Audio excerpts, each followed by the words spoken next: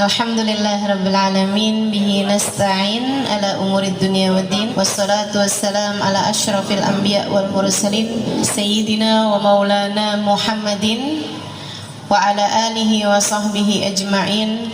Subhanaka la ilma lana illa ma 'allamtana innaka antal alimul hakim. Rabbi shrah li sadri wa yassir li amri wahlul 'uqdatan min lisani yafqahu qawli. Amma ba'du. Alhamdulillah, pada hari ini kita dapat kembali bersama-sama.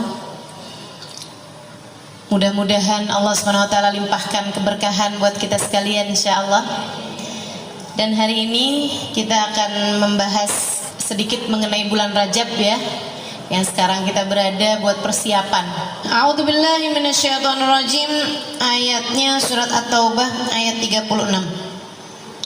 A'udzu billahi minasyaitonir rajim. Inna 'iddatash syuhuri 'indallahi 12 syahran fi kitabillah yauma khalaqas samawati wal arda minha arba'atun hurum. Dzalikad dinul qayyim fala tadhlimu fihinna anfusakum wa qatilul musyrikina kaffatan kama yuqatilunakum kaffah wa'lamu annallaha ma'al muttaqin. Sadaqallahul azim.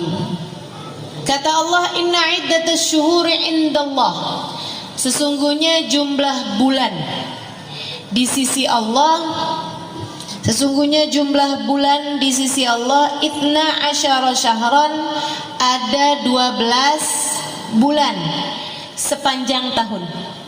Dan itu Bu, karena memang udah Allah yang bilang begitu. Semua kalender, semua penanggalan itu semuanya sama, punya 12 bulan dalam setahun. Mau penanggalan Arab, mau penanggalan yang pakai matahari, penanggalan Masehi kita sebutnya ya, ataupun penanggalan Jawa. Ada kan tuh kalender Jawa yang kayak Kliwon, Pahing, Wage, Legi, apalagi itu kan, Pon ya. Itu tuh jumlah bulannya berapa bulan? 12. Ada lagi kalender Cina, itu jumlah bulannya berapa? 12. Ada kalender India, orang India juga punya kalender Bu. Itu ibu-ibu sekalian, orang India juga punya kalender gitu. Nah, kalendernya juga berapa bulan dalam setahun? Sama, 12. Karena memang Allah SWT atur kayak begitu. Bulan nih dalam satu tahun isinya ada 12 bulan. Yauma khalaqas samawati wal ardh. Sejak Allah menciptakan langit dan bumi, Allah memang sudah memberikan ketetapan bahwasanya jumlah bulan dalam sepanjang tahun ada 12 bulan. Nah, dari 12 bulan ini minha arba'atun hurum. Di antaranya ada 4 bulan yang mulia. Jadi 4 bulan mulia ini bukan hanya di zaman Nabi Muhammad, bukan hanya di masa adanya umat Islam, bukan hanya mulia di mata umat Islam, akan tetapi yauma khalaqas samawati wal ard, sejak Allah menciptakan langit dan bumi. Jadi sejak zamannya Nabi Adam tinggal, itu Allah udah ngasih tahu 4 bulan ini mulia. Dan kepada Nabi Nuh Allah bilang, Nuh 4 bulan ini mulia Nuh. Kepada Ibrahim 4 bulan ini mulia. Kepada Nabi Musa kepada Nabi Isa, semua nabi-nabi itu Allah SWT menjadikan 4 bulan ini mulia, termasuk untuk umat Nabi kita Muhammad sallallahu alaihi wasallam. Hanya saja ditambahin buat umat Nabi Muhammad ini Bu, alhamdulillah, ditambahin. Selain daripada 4 bulan mulia ini, ada bulan yang merupakan sayyidus syuhur, pemimpin seluruh bulan, masa panen kebaikan bagi semua umat Islam, namanya bulan suci Ramadan. Nah, itu hadiah secara khusus untuk umat Nabi Muhammad sallallahu alaihi wa ala alihi wasallam. Selebihnya 4 bulan yang saya sampaikan mulia ini memang dari sejak zaman Nabi Adam sampai dengan Nabi kita Muhammad atau akhir zaman, semuanya menyaksikan bahwa 4 bulan ini adalah 4 bulan yang mulia. Nabi ketika menceritakan tentang 4 bulan yang mulia ini, kata Nabi Muhammad, "Thalatha sard wahid fard", 3 bulannya berturut-turut, yang 1 bulannya menyendiri. Wa ammas sard, kata Nabi Muhammad, yang berturut-turut, Dzulqa'dah bulan ke-11, Dzulhijjah bulan ke-12, Muharram bulan ke-13. Enggak, Muharram bulan ke-1, bulan pertama. Tapi meskipun dia bulan pertama sama bulan ke-12, karena bulan ke-12-nya bulan terakhir, makanya jatuhnya jadi nyambung gitu ya. Dzulqa'dah, Dzulhijjah, Muharram. Dzulqa'dah ibu-ibu tahu kan, habisnya Syawal. Habisnya Syawal ya Bu ya. Orang Jawa nyebutnya bulan Apit, ya kan? Kenapa bulan Apit? Karena dia diapit 2 hari raya. Hari raya Idul Fitri sama hari raya Idul Adha. Di antara Syawal sama Dzulhijjah adanya Dzulqa'dah, gitu kan? Dia bulan kejepit tuh. Bulan kejepit ya Bu ya, Dzulqa'dah. Tapi itu sudah merupakan bulan yang mulia. Dzulqa'dah, Dzulhijjah, kemudian Muharram. Wa amma fard, nah yang menyendiri bulan apa nih Rasul? 4 bulan kan mulia tuh. Yang menyendiri bulan apa? Rajab, kata Nabi Muhammad, adalah bulan yang menyendirinya. Ini Bu, kalau saya pikirin ya, kenapa Allah Subhanahu wa taala jadikan ada bulan-bulan yang lebih utama daripada bulan-bulan yang lain? Adalah karena rahmatnya Allah kepada kita sekalian. Jadi bikin dosa tuh nggak nyampe numpuk, ya Bu. Muharram mulia, kalau dari bulan pertama nih, Muharram mulia. Kita di bulan Muharram ada yang namanya tanggal 10, disebut dengan nama hari Asyura, ya kan? Muharram mulia. Abis gitu ketemu Sofar nggak ada. Sofar nggak ada. Jadi tuh kan kalau misalnya ibarat orang tuh bulan Muharram itu maju, bulan Sofar itu agak mundur gitu. Tapi habisnya Sofar bulan Rabiul Awal. Bulan Rabiul Awal kita maju apa mundur? Maju dong. Karena kan rayakan Maulid Nabi Muhammad SAW. Gegap gempita, senang alhamdulillah. Jadi mundurnya nggak sampai lama. Alhamdulillahnya juga kita kalau ngerayain Maulid Nabi nggak cuma sebulan. Dari bulan Rabiul Awal sampai bulan Rabiul Tsani, Ibu ya, sampai bulan Jumadil Awal. Kalaupun ada mundur-mundur palingan bulan Jumadil Tsani, gitu kan? Agak mundur. Abis itu ketemu Rajab. Jadinya kita bulan Rajab maju lagi. Alhamdulillah bulan mulia. Abisnya Rajab, Sya'ban. Insya Allah tambah maju lagi Bu ya. Karena bulan Sya'ban tambah dekat ke Ramadan dan merupakan bulannya Nabi Muhammad SAW, seperti yang akan saya sampaikan. Nah habis itu ketemu Ramadan. Wah, habis ketemu Ramadan agak mundur ke Syawal. Syawal agak males, agak mundur. Habis itu ketemu Dzulqa'dah, maju lagi. Habisnya Dzulqa'dah ketemu Dzulhijjah, maju lagi, naik lagi. Nah itu maksudnya Allah kasih dalam setahun itu kayak begitu, biar kita tuh kalau mundur itu nggak keterusan mundur terus gitu, nggak begitu.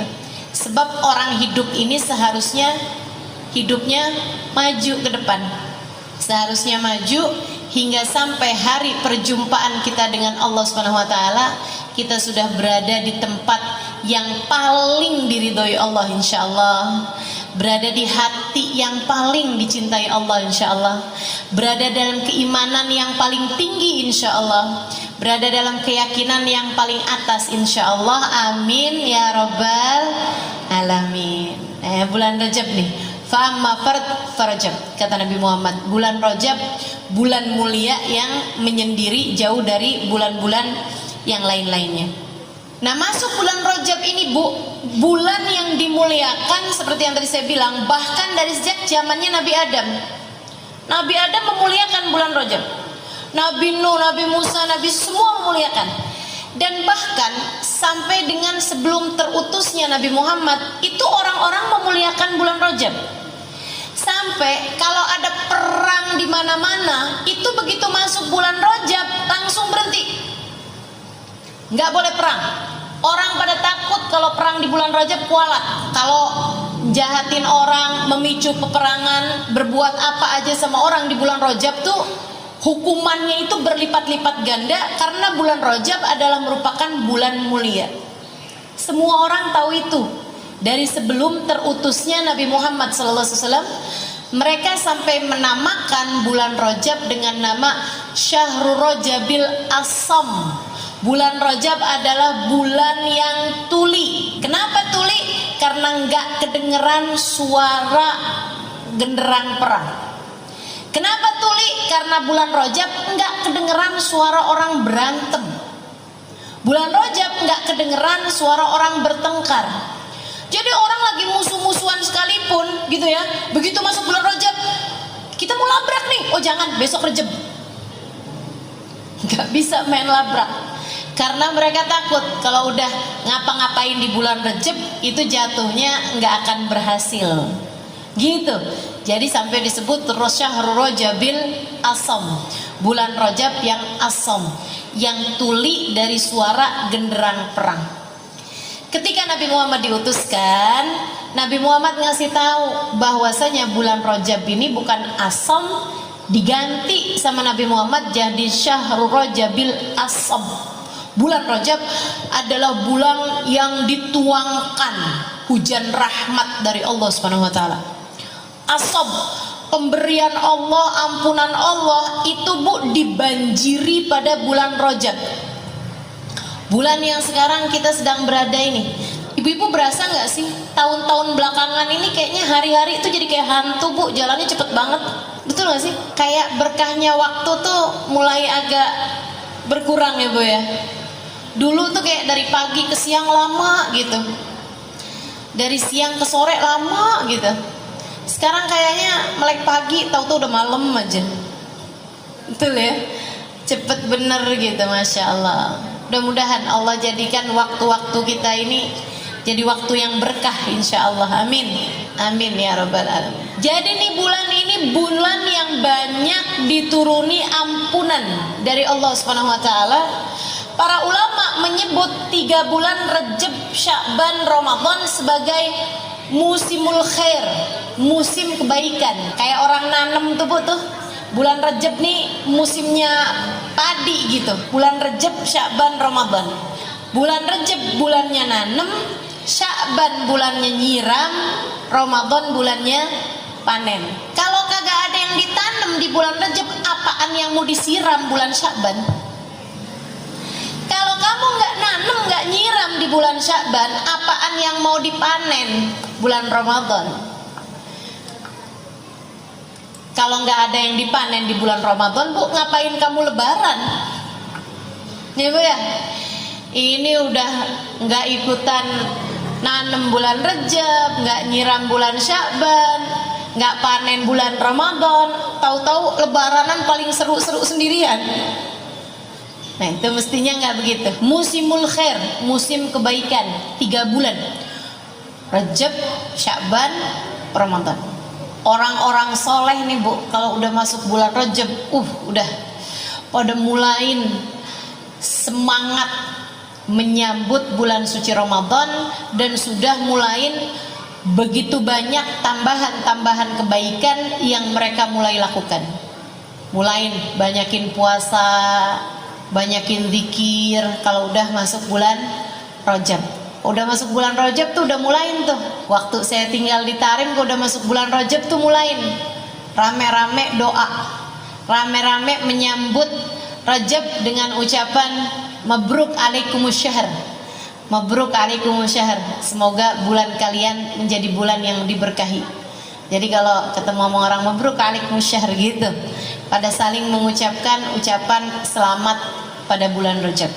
Karena mereka jadi kayak yang wah udah mulai masuk nih musim-musim kebaikannya. Mudah-mudahan kita nggak terhalang dari musim kebaikan untuk periode tahun ini insya Allah ya, untuk periode tahun ini.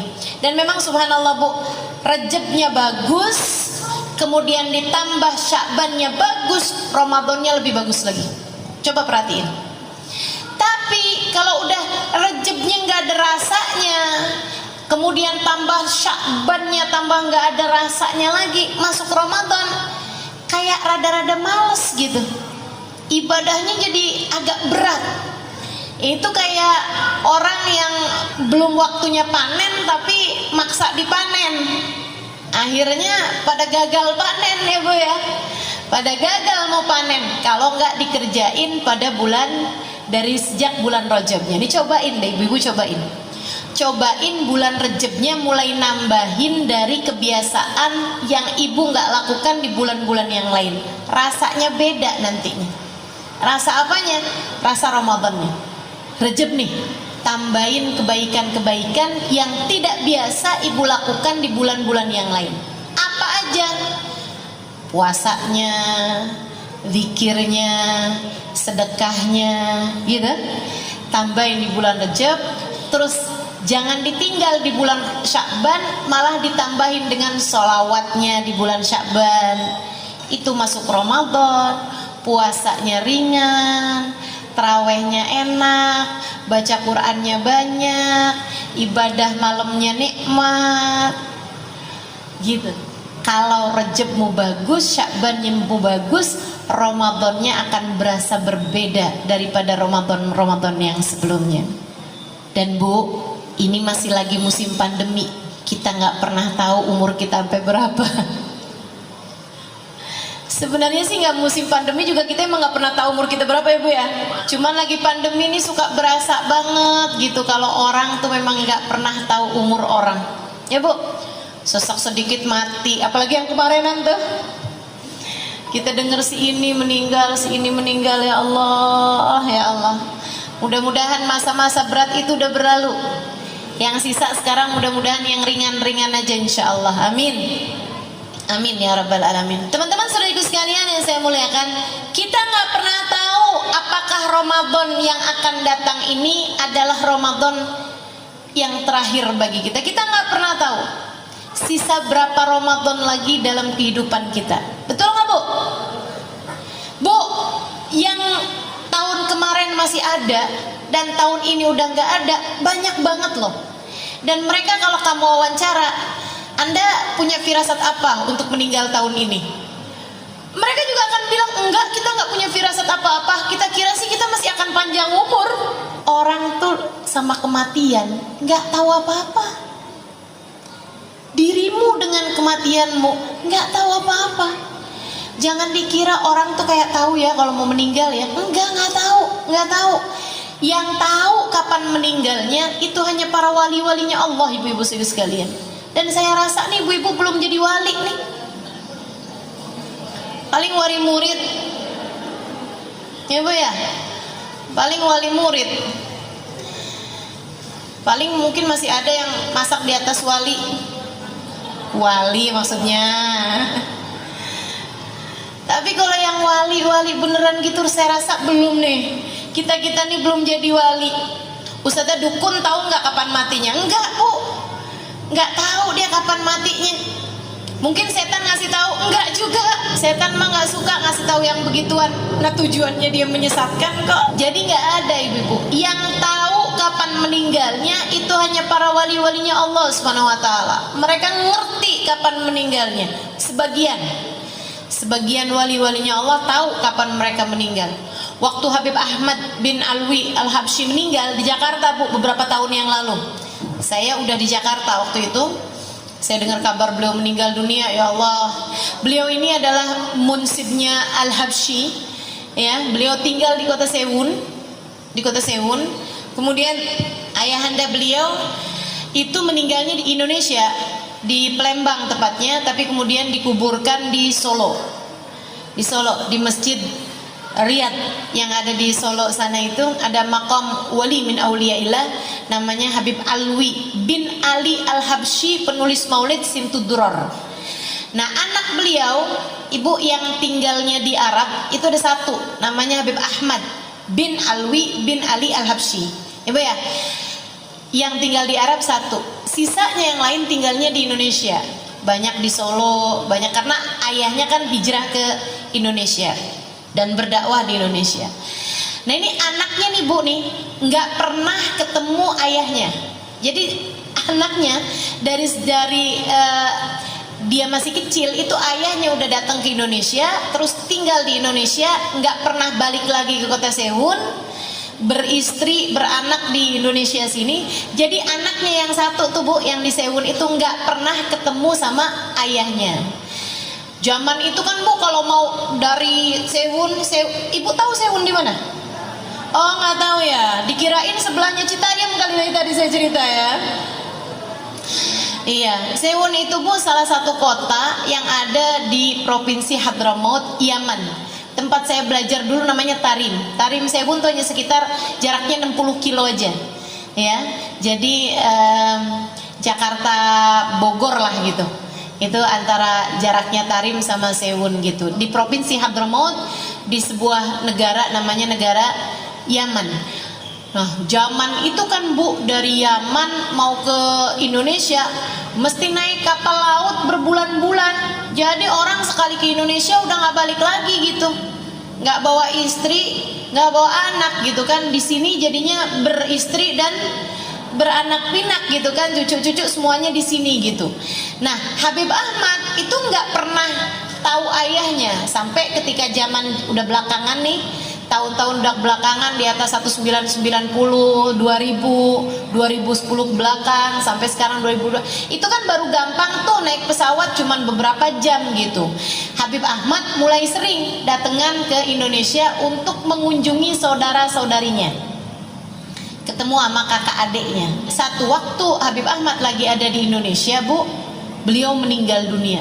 Beliau meninggal dunia Bu, rebutan jenazahnya. Orang alim tuh kayak begitu, kalau meninggal orang-orang pada rebutan jenazahnya buat dikuburin di negerinya.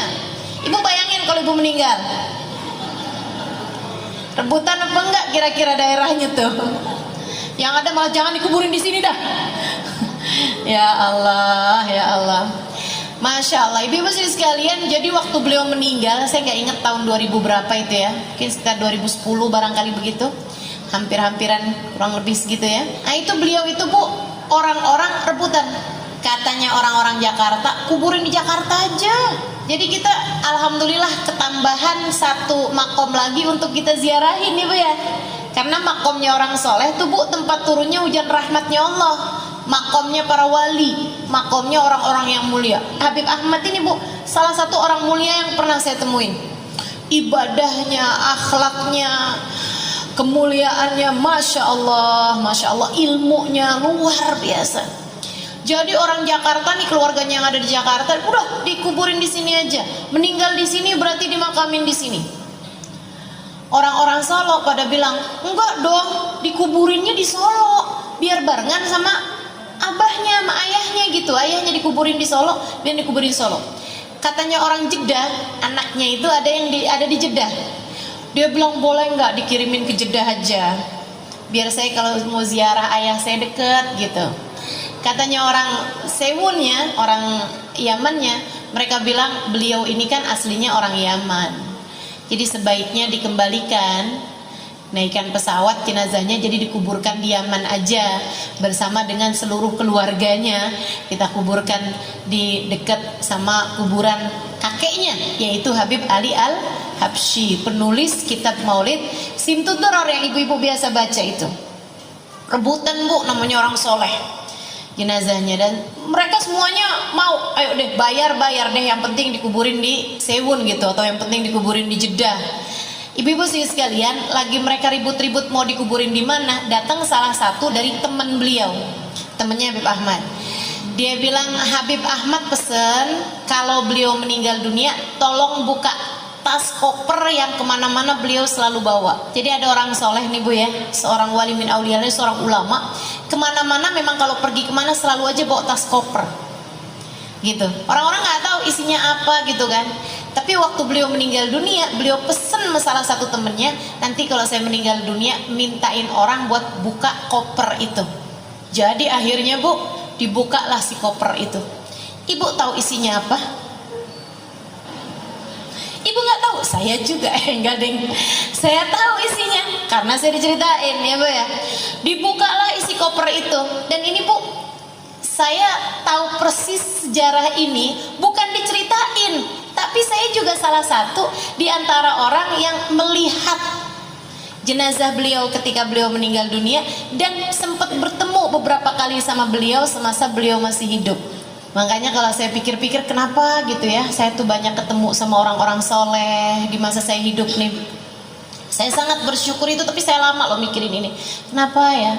Saya tuh dari sejak di Hadramut, kemudian dari sebelum di Hadramut juga di Indonesia sini juga banyak berguru dengan orang-orang soleh-soleh gitu. Sampai ke Hadramut banyak ketemu orang soleh, baik laki-laki maupun yang perempuannya, hubabah-hubabah, wali-walinya Allah Subhanahu Wa Taala, para habaib-habaib, para ulama-ulama dunia, kelasnya dunia, ibu-ibu sekalian. Dan saya bisa tulis itu di buku Bidadari Bumi 1 maupun 2 ibu ya. Itu setelah saya pikir-pikirin, subhanallah, emang kayaknya kenapa saya mesti ketemu sama banyak orang-orang soleh di atas muka bumi ini? Selain mudah-mudahan itu rahmat Allah buat saya, juga karena Allah tuh sayang sama ibu-ibu semua nih. Biar ada yang bisa saya ceritain sama ibu-ibu, biar ibu-ibu ngerti gitu. Walaupun ibu-ibu gak ketemu, nih kata Allah, nih saya kasih buat kamu. Kamu gak ketemu sama mereka, tapi saya kasih buat kamu seseorang yang saya izinkan ketemu sama para kekasih-kekasih saya, sehingga dia bisa menceritakannya kepadamu tentang kekasih-kekasihku. Nah, Allah rahmatnya terhadap dirimu luar biasa. Ini salah satunya nih, Habib Ahmad ini, ibu saudara sekalian, Habib Ahmad bin Alwi Al-Habsyi. Saya sempat berjumpa sama beliau beberapa kali dan juga mendapatkan berkah doa insya Allah dari beliau juga ya Bu ya. Dibukalah Bu kopernya itu. Di dalamnya Bu isinya kain kafan. Ada ya orang pergi kemana-mana yang dibawa tas koper, isi di dalamnya kain kafan. Siapa di antara kita ini yang sudah mulai mempersiapkan kain kafannya? Jadi yang dibawa dalam koper bukan surat tanah Bu, bukan STNK mobil atau motor ibu-ibu saudariku sekalian, bukan surat kendaraan, bukannya paspor ataupun visa atau apa gitu.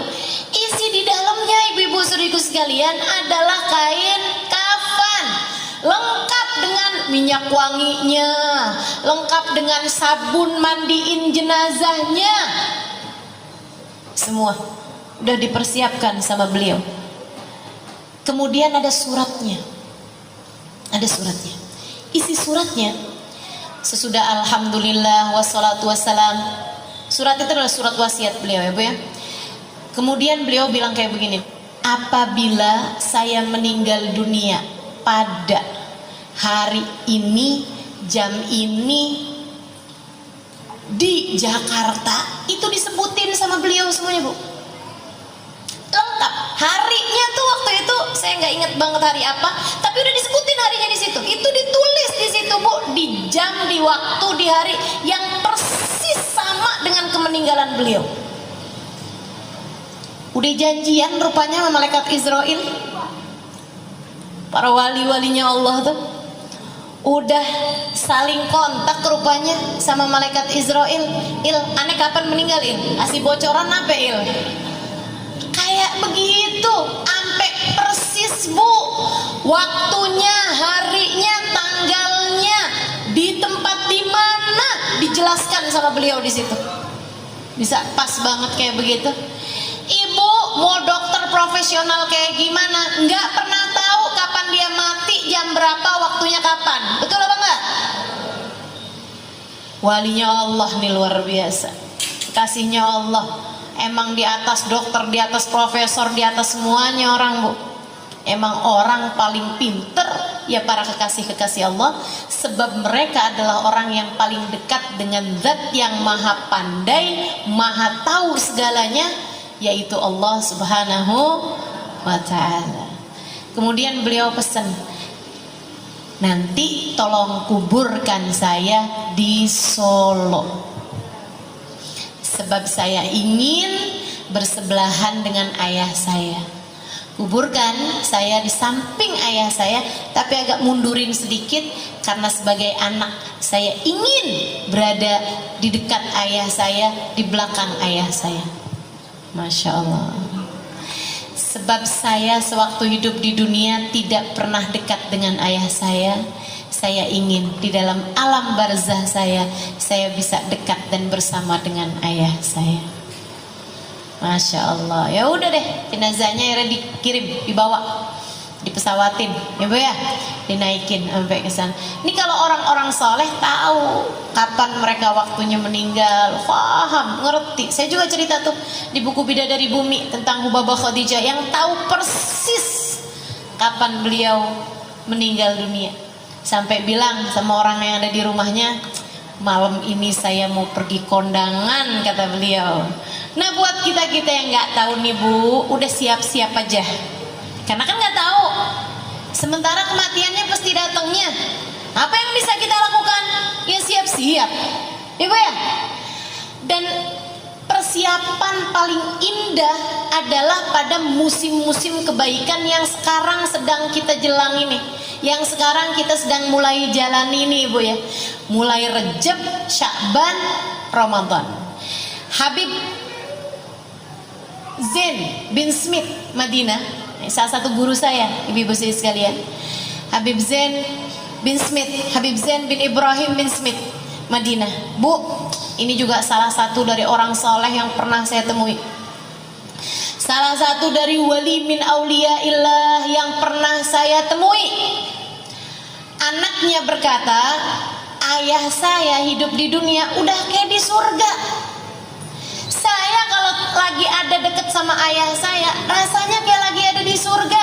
Beliau akan duduk, akan baca Quran bersama-sama, akan nerangin maknanya Quran, akan nerangin tentang ceritanya sahabat, ceritanya para aulia, ceritanya para nabi, ceritanya baginda Nabi Muhammad SAW, cerita Sayyidah Fatimah, cerita Sayyidah Khadijah. Ya Allah, saya kayak ada di surga, kata anaknya.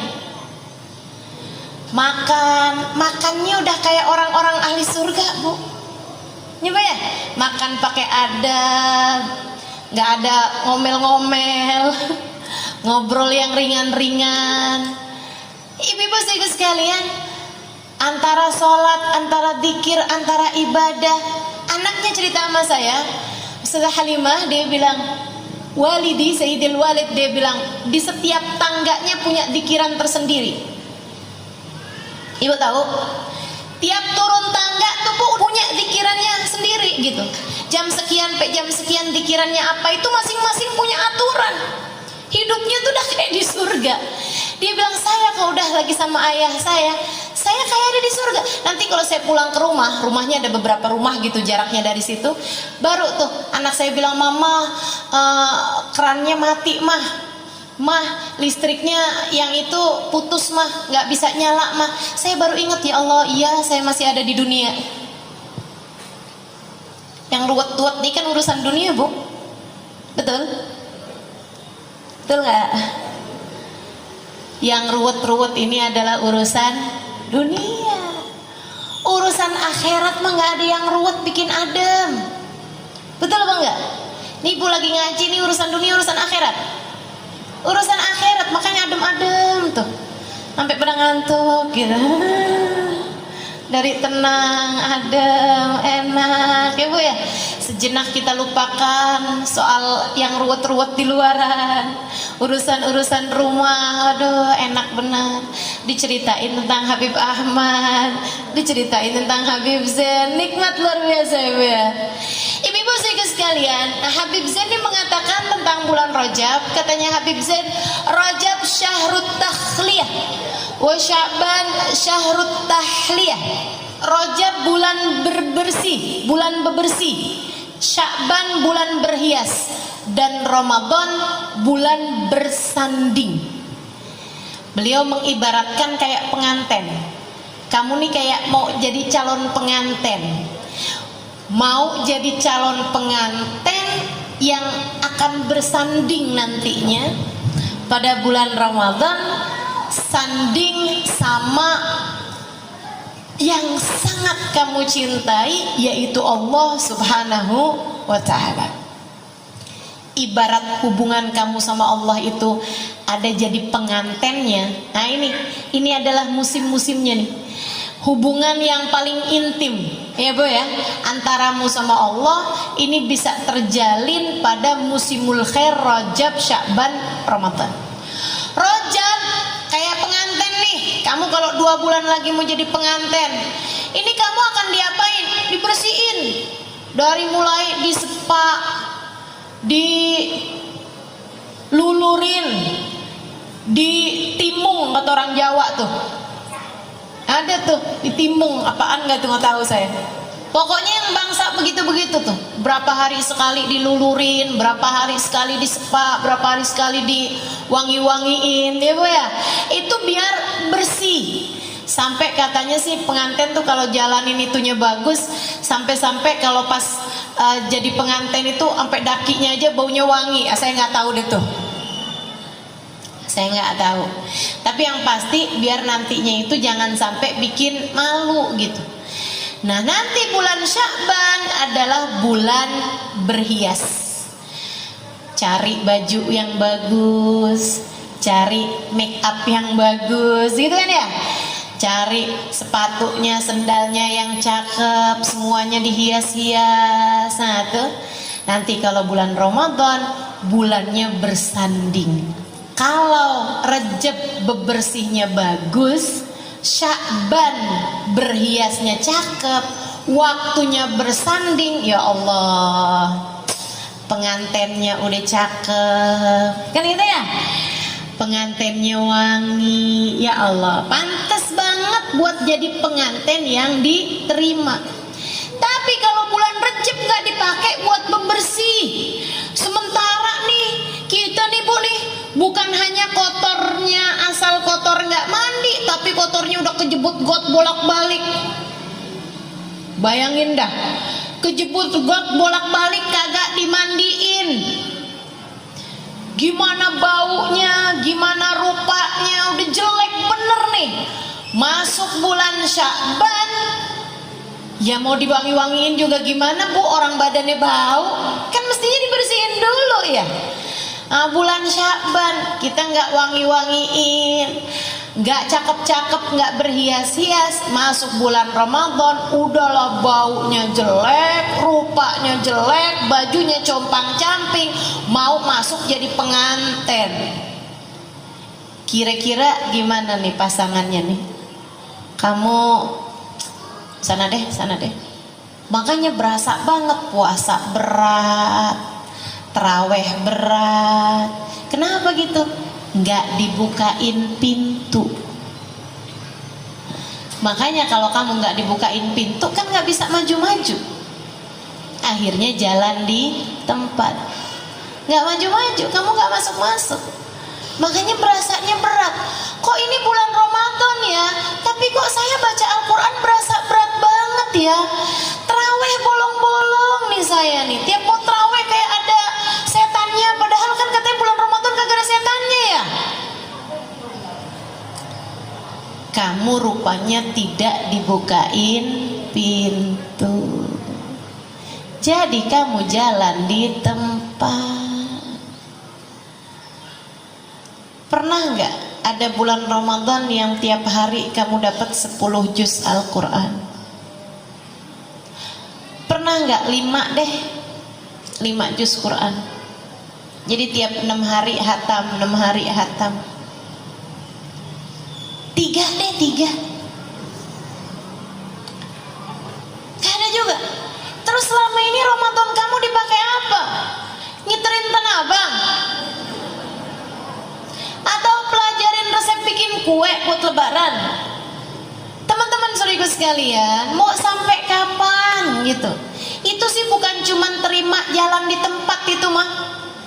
Itu namanya mundur. Itu namanya putar balik. Kamu gak dapat apa-apa. Boro-boro masuk dalam rumah, halamannya aja kagak masuk itu mah. Bulan Ramadan, bulanmu bersanding teman-teman. Dan sekali lagi kita gak pernah tahu sisa berapa Ramadan dalam kehidupan kita ini. Maka kalau umur kita sekarang masuk Rajab, waktunya buat minta dipanjangin umurnya sampai ketemu Ramadan. Seperti yang dilakukan Nabi Muhammad alaihissalam. Nabi kalau udah masuk bulan Rajab, Nabi Muhammad bilang, Allahumma barik lana fi Rajab wa Sya'ban wa balighna Ramadan. Ya Allah, berkahi saya di bulan Rajab, berkahi saya di bulan Sya'ban, sampaikan umur saya sampai ke bulan Ramadan. Nabi gak pernah minta umur panjang. Nabi gak pernah minta umur panjang. Makanya umur Nabi memang gak panjang. Ibu-ibu sekalian, Nabi hanya minta panjang umur sampai ketemu Ramadan setiap kali masuk bulan Rajab gitu. Habis Ramadan, Lebaran, meninggal gak apa-apa deh ya Allah. Tapi ini kalau sekarang nih nanggung ya Allah, panjangin sampai ketemu Ramadan. Kita juga begitu, berharap-harap ya Allah, seenggaknya sampai ketemu Ramadan deh nih. Bentar lagi nih kan, udah kadung ya Allah, masuk Rajab ya Allah, sisain sampai Ramadan ya Allah, sisain, panjangin sampai ketemu Ramadan. Nah kemudian bulan Rajab, bulan Sya'ban sampai bulan Ramadan kita jadikan sebagai bulan yang membuat kita layak untuk diterima, layak untuk dibukain pintu, layak untuk masuk dan menikmati setiap ruangan-ruangannya bersama dengan yang tercinta, bersama dengan kekasih hati kita, bersama dengan Sang Maha yang tidak pernah meninggalkan kita, Allah Subhanahu wa Ta'ala, bersama dengan manusia paling agung, baginda kita Nabi besar Muhammad sallallahu alaihi wasallam, bersama dengan umat Islam, bersama dengan orang-orang saleh, sehingga mudah-mudahan masuk Ramadan kita nikmati saat-saat Ramadannya, dan sesudahnya kita menjadi orang-orang yang diperdengarkan panggilan ya ayyatuhan nafsul mutmainnah irji'i ila rabbiki radiyatan mardiyah. Wahai pemilik jiwa yang tenang, mari masuk, mari masuk. Ila rabbik, silahkan menuju kepada Tuhanmu, silahkan berjumpa dengan Allah Tuhanmu. Radiyah, dia ridho padamu. Mardiyah, kamu ridho padanya dan Allah pun ridho padamu. Kamu cinta padanya, Allah pun cinta padamu. Fadkhuli fi ibadi, kata Allah, silahkan masuk ke dalam golongan hamba-hambaku. Wadkhuli jannati, silahkan nikmati semua yang aku miliki. Wah, Ramadan, teman-teman sekalian, biarin jadiin bernilai. Nah caranya mesti mulai dari sekarang nih, dari Rajab nih. Bersih-bersihnya yang benar, bersih-bersihnya yang benar. Kita mesti bersihin dari apa sih nih Ustazah ceritanya nih? Bersihin rumah, bersihin baju, bersihin apa nih? Bersihin catatan hidupmu dari dosa. PR banget gak tuh? PR. Apalagi jika selama ini kamu nggak bersih-bersihin, takutnya jadi numpuk sampahnya, takutnya jadi numpuk karat-karatnya, noda-nodanya, kotoran-kotorannya. Aduh, biarin bersih. Gimana caranya dong nih Ustazah? Gimana nih caranya nih? Mau ngerjain biar Sya'bannya enak, biar Ramadannya enak, nih Rajabnya mesti kayak gimana? Udah bersihin. Gimana caranya bersihin? Ya minta buat dibersihin. Yang bisa bersihin hanya satu, namanya Allah. Yang bisa ngapusin dosa-dosa kita dari catatan amal perbuatan kita hanya satu, fa innahu la yaghfirud dzunuba illa anta. Sesungguhnya tidak ada yang dapat mengampuni dosa-dosaku ya Allah kecuali Engkau ya Allah. Karenanya bulan Rajab jangan jauh-jauh dari permohonan ampun. Jangan jauh-jauh dari istighfar. Jangan jauh-jauh dari minta maaf sama orang-orang yang kita pernah berbuat salah. Dan jangan numpukin dosa. Walaupun orang-orang banyak minta-minta maaf pada hari lebaran, saya sih lebih cenderung nih bulan Rejab nih, bulan Rejab nih jadiin bersih-bersih. Kalau kamu punya salah-salah sama orang, bulannya ini bulan Rejab, bulan bersih-bersih dari salahnya orang.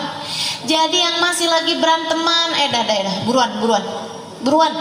Sebelum masuk tambah banyak Rejabnya, minta maaf satu sama lain.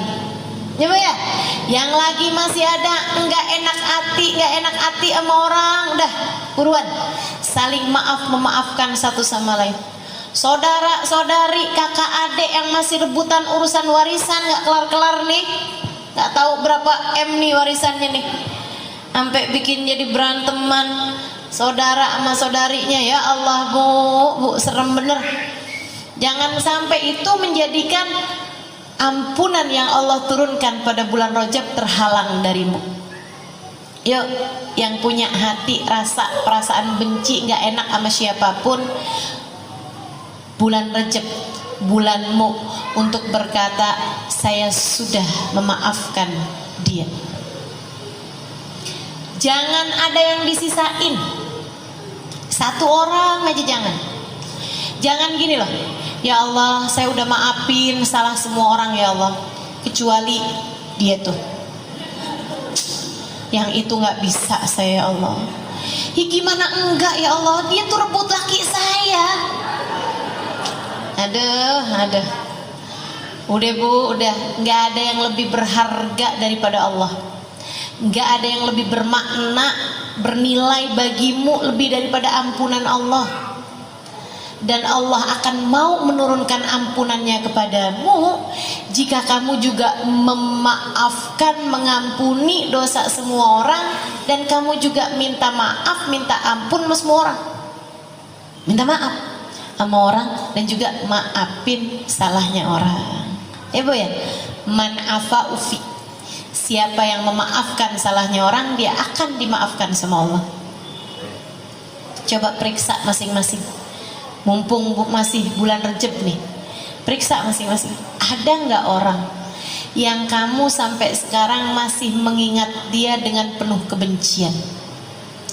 Ada nggak orang yang sampai sekarang kalau kelebat wajahnya datang dalam ingatanmu, kamu langsung merasa marah kepadanya dan kamu bilang, aduh ya ampun, saya nggak bisa maafin dia? Kalau ada, buruan nih, bulan Rejab yang seperti ini, maafin, sayangi dirimu, maafin salahnya orang. Kenapa gitu? Nih bu, saya kasih tahu, ampunan Allah tuh bu kalau mau turun kealangan sama kamu yang nggak bisa maafin salahnya orang, itu hanya akan bergantung antara langit dan bumi. Nabi yang ceritain, ampunan dari Allah atau bahkan hadiah-hadiah dari Allah, rahmatnya Allah kalau mau turun pada diri seseorang, itu ibu ya, kamu berbuat kebaikan, kamu hadir di majelis, kan turun rahmat nih, turun rahmat. Tapi kalau hati kamu masih menyimpan dendam kepada satu, nggak usah banyak-banyak, satu orang aja, dendam, pokoknya bener-bener kamu nggak bisa maafin dia gitu, itu ibu serius sekalian, gantung. Yang lain-lain nih kejatuhan nih, kamu gantung di langit-langit, nggak bisa turun. Apa kata Allah? Allah bilang sama malaikat, unduru hatta yasallaha, yang buat dia tungguin sampai dia damai, sampai dia akur, sampai dia bisa maafin, sampai hatinya lega, baru bisa turunin. Kalau nggak lega-lega, ya nggak turun-turun. Makanya kalau ibu-ibu nih, misalnya gitu ya, ibu rajin berbuat kebaikan, betul, tapi ibu punya satu dendam yang ibu nggak pernah bisa maafin, itu bu, yang lagi delay nih pemberiannya Allah, numpuk di atas. Sampai ketika kamu bilang, ya Allah, saya sudah memaafkan dia ya Allah, jatuh banyak banget ke ibu-ibu. Jangan biarkan pemberian Allah delay, tertunda dari atasmu itu. biarkan ia membanjiri dirimu, biarkan ia datang dalam hidupmu. Ngapain kamu kebencianmu kepada seseorang menghalangkanmu dari hadiah-hadiah Allah berikan padamu? Enggak segitunya berharga tuh orang sampai bisa menghalangkan kebaikan bagi dirimu. Kalau kamu menganggap orang itu enggak berharga, ya udah maafin. Betul apa enggak? Sehingga semua pemberiannya Allah datang kepadamu. Sayang, udah lupain. Apa sih yang orang kerjain sama kamu sampai kamu nggak bisa maafin? Bu, ingat, semua yang terjadi juga dengan izin Allah. Gak ada orang bisa jahatin kita kecuali dengan izin Allah. Semuanya Allah yang nentuin, Bu. Dan Allah ketika menentukan sesuatu untukmu, meski sepahit apapun, pasti ada kebaikan dalam dirimu. Allah ketika menentukan hal paling pahit sekalipun dalam hidupmu, pasti karena ada kebaikan dalam hidupmu itu. Maksudnya pada yang pahit itu pasti ada kebaikannya. Kamu dimusuhin orang, kamu difitnah orang, kamu ditipu orang, kamu ngerasa anak kamu dicelakain orang, gitu ya. Suami kamu diinin orang, kamu disihir orang, sampai kamu jadi sakit-sakitan, sampai kamu jadi andai kayak gitu sekalipun, nggak ada yang bisa terjadi kecuali dengan izin Allah. Nah, Allah kenapa kasih saya barang pahit kayak begini? Semacam dokter ketika ngasih pil, ada nggak pil yang rasanya enak? Hobi minum obat, ada nggak di sini yang kayak gitu? Gak ada. Pil tuh semua pahit. Semua jenis pengobatan rasanya nggak enak. Apa yang enak? Pengobatan tuh apaan? Kalau nggak di kalau nggak minum pil pahit, kalau nggak di suntik, enak apa nggak disuntik? Ada nggak orang sini yang hobinya disuntik? Nggak ada pasti. Apalagi pengobatan, dioperasi, ya Allah, enak. Sakit, gak enak. Apalagi kalau penyakitnya berat, diapain nih obatnya? Di kemo. Ibu tahu di kemo itu diapain? Dimasukin obat yang membuat badanmu itu panasnya, jadi sel-selnya itu dipanaskan hingga dapat membunuh semua sel-sel yang ada dalam tubuh. Itu di kemo. Enak. Banyak orang meninggal dunia saat sakit kanker itu ya Bu ya. Bukan karena sakitnya Bu, tapi karena sakitnya kemoterapi yang mereka jalanin. Ibu-ibu sekalian, sakit tuh pengobatannya nggak ada yang enak. Demikian pula dengan hal-hal pahit yang datang dalam kehidupan kita, itu adalah cara Allah sebagai dokter yang paling profesional untuk bisa mengobati penyakit-penyakit kita sekalian. Nggak apa-apa. Pil pahit itu Bu, udah terlanjur nyampe di tenggorokan. Dikeluarin pahit, ditelan pahit, mendingan ditelen. Bikin sehat, walaupun pahit tapi bikin sehat. Nih kalau ibu-ibu dijahatin orang, ibu nggak mau maafin orang itu, tuh kayak ibu makan pil pahit, udah nyampe di tenggorokan, ibu keluarin, udahlah pahit, ibu nggak sehat pula. Betul? Jadi maafin apa enggak nih? Insya Allah, dah maafin aja. Ibu-ibu sekalian, dan salah satu hal yang membuat saya memutuskan untuk saya dalam hidup nggak mau nyimpen kebencian terhadap siapapun. Belajar, berusaha untuk nggak naruh kebencian di hati saya kepada siapapun. Ada satu hal yang saya pikirin, kemudian saya bilang, ya Allah, saya nggak mau deh nyimpen kebencian sama siapapun. Siapapun orangnya saya nggak mau benci.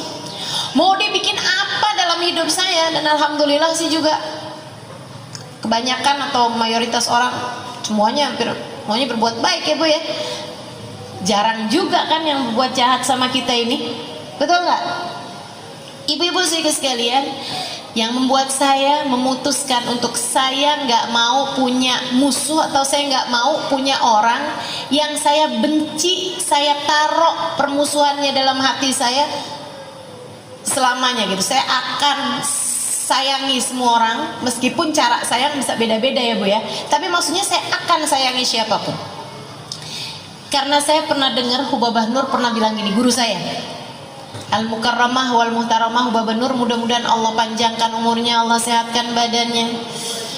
Kita para murid-muridnya masih sangat memerlukan beliau. Ibu-ibu sekalian, Hubabah Nur pernah bilang kayak begini nih, kalau kamu meninggal dunia bawa kebencian sama satu orang, gak usah sama banyak-banyak orang, sama satu orang, kamu gak bisa maafin dia, pokoknya nggak bisa, saya nggak bisa maafin dia.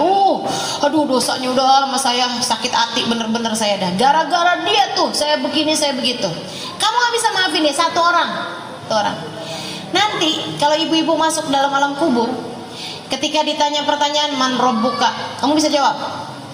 Pertanyaan apa kitabmu, panduanmu dalam kehidupan, kamu bisa jawab. Pertanyaan apa, kamu bisa jawab. Pertanyaan apa, kamu bisa jawab. Sampai di pertanyaan, siapa saudara-saudaramu? Siapa saudara-saudaramu? Malaikat ada pertanyaan kayak gitunya loh. Man ikhwanuk. Salah satu pertanyaan malaikat. Nih Nabi Muhammad baik banget, udah dibocorin pertanyaannya.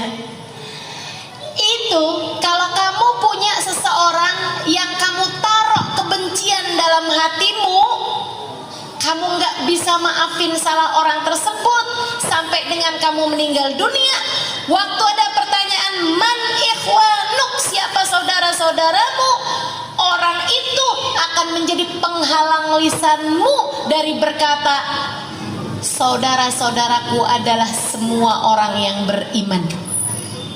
Al-mu'minuna ikhwani, orang-orang yang beriman adalah saudara-saudara. Kamu gak akan bisa jawab. Kenapa? Ya kalau kamu anggap saya saudara, kenapa kamu musuhin saya? Kalau kamu menganggap saya sebagai saudaramu, kenapa kamu gak bisa maafin saya? Bu, dan kalau kamu sampai gak bisa jawab pertanyaan itu dalam alam kubur, kamu gak akan bisa call a friend. Kamu gak akan bisa, apa yang bisa kamu lakukan ibu-ibu? Gak bisa ngapa-ngapain. Makanya saya pikir daripada saya gak bisa ngapa-ngapain di sana, lebih baik saya maafin aja dari di sini. Jadi ibu-ibu sekalian yang saya muliakan, maafin siapapun yang pernah berbuat salah padamu. Banyakin minta ampun, minta maaf sama Allah Subhanahu wa taala pada bulan Rajab yang seperti ini. Ya Bu ya. Selain daripada banyakin puasa sunnah, banyakin zikiran-zikiran, banyakin istighfar, minta maaf sama Allah Subhanahu wa taala, minta ampun sama Allah, ibu juga banyak minta maaf sama orang-orang di sekeliling. Kemudian ibu-ibu sekalian, habis sholat subuh sama habis sholat maghrib, habisnya salam dari sholat, langsung baca Allahumma ufirli warhamni wa tub alayya sebanyak 70 kali, insya Allah. Nah kalau kita jalanin nih dengan baik bulan Rajabnya, masuk bulan Sya'ban kita tambahin dengan sholawat kepada Nabi Muhammad, hubungan kita baik, insya Allah masuk bulan Ramadan kita dalam keadaan siap bersanding dengan Allah Subhanahu wa ta'ala, insya Allah. Rabbana zalamna anfusana wa illam taghfir lana wa tarhamna lanakunanna minal khasirin. Rabbana atina fid dunya hasanah fil akhirati hasanah wa qina adzabannar. Dawam fiha subhanakallahumma wa tahiyatum fiha salam. Akhiru da'wana anil hamdulillahi rabbil alamin. Kita baca suratul Fatihah, kita minta pada Allah Subhanahu wa taala mudah-mudahan dosa-dosa kita semuanya diampuni sama Allah.